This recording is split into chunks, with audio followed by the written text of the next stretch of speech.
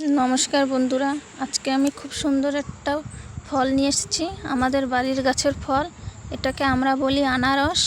আপনারা কি বলেন কমেন্ট বক্স। তো চলুন প্রথমে আমি দেখাই দিই আমাদের বাড়ির আনারস গাছ। দেখুন, এটা আমাদের আনারস বাগান। এই আনারসটা পাকছে, তুলে আনার পরে দেখুন এটা আমাদের সেই আনারসটা কত সুন্দর দেখাচ্ছে। বাড়ির আনারস খেতে খুব ভালো লাগে, টাটকা হয়। আনারসটা দেখুন আমি কেটে নিয়েছি, তার পাতাটা আমি ছাড়িয়ে দিয়েছি। দেখুন আমার আনারসটা কত সুন্দর ছোট। আমি দুভাগ করে নেব। দেখুন আমি দুভাগ করে নিয়েছি। ভিতরে কত সুন্দর কালার, দেখুন কালারটা দেখলেই জিভে জল চলে আসে। বাড়ির টাটকা ফল এভাবে ছুলে নেব। দেখুন আমার উপরের খোসাটা, পাতলা খোসাটা আমি ছাড়িয়ে নিয়েছি। এটাকে দেখুন কত সুন্দর করে ছাড়িয়ে নিয়েছি। এটাকে এবার পিস পিস করে নেব।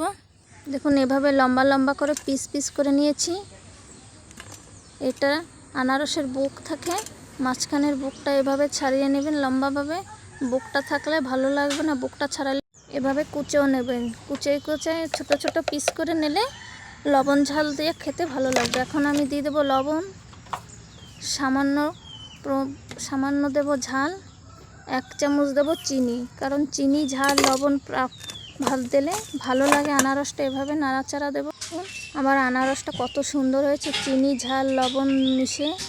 আপনারা ভাবছেন কি আনারসে লঙ্কা দেয়? কারণ বন্ধুরা, আপনারা একটু লবণ ঝাল চিনি মিশিয়ে খাবেন, দারুণ লাগে, অসাধারণ। দেখুন আমি মিশিয়ে এখন আমি একটা ঢাকা দিয়ে দেব, কারণ ঢেকে দিলে জলটা বেরোলে ভালো। 5-10 মিনিট ঢাকা থাকলে, কারণ আনারসটার গায়ে জল ছেড়ে দেয়, জলটা ছেড়লে লবণ ঝাল খুব ভালো হয়। দেখুন আমার জল ছেড়েছে কতখানি। এভাবে ঢাকা দিয়ে কাঁটা চামচের সাহায্যে এভাবে তুলে নেবেন, একটা বাটিতে তুলে দেবেন। দেখুন কত সুন্দর হয়েছে, এভাবে তুলে নেবেন। তো কার কার বাড়ির আনারস খেতে ভালো লাগে? আপনাদের যদি এই মাখাটা ভালো লাগে নিশ্চয়ই বাড়িতে ট্রাই করে দেখবেন, আর কমেন্ট বক্সে বলবেন কেমন হয়েছে।